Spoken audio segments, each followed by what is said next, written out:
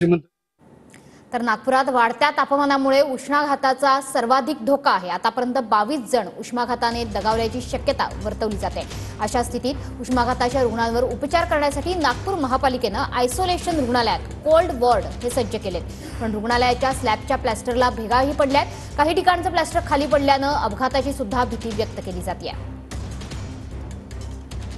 नागपूरसह विदर्भामध्ये उन्हाचा पारा वाढतोय, उष्माघाताचे रुग्ण वाढत आहे। अशा स्थितीत नागपूर महानगरपालिकेच्या आयसोलेशन रुग्णालयात काय स्थिती आहे, कोल्ड वॉर्ड सज्ज आहे की नाही याची रिॲलिटी आपण चेक करूया। हे स्पेशल उष्माघाताच्या रुग्णांवर उपचार करण्यासाठी हे हॉस्पिटल आहे आणि या ठिकाणी कोल्ड वॉर्ड जो आहे तो कशा प्रकारे सज्ज करण्यात आलेला आहे हे दृश्य आपण या ठिकाणी बघूया। हा उष्माघातावर उपचार करणारा कोल्ड वॉर्ड या ठिकाणी आहे आणि हे दृश्य आहे कोल्ड वॉर्डचे। या ठिकाणी कूलर्स जे आहे ते लावण्यात आलेले आहे। हे बघा ही अवस्था आहे आणि ही इमारत तुम्ही बघा ही परिस्थिती या ठिकाणी।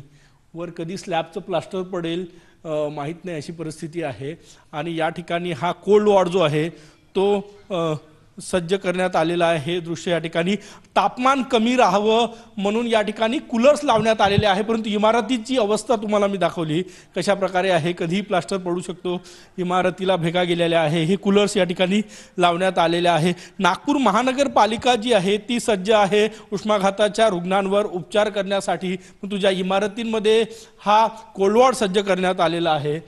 कॅमेरामॅन साईसह गजानन उमाटे, TV9 मराठी, नागपूर।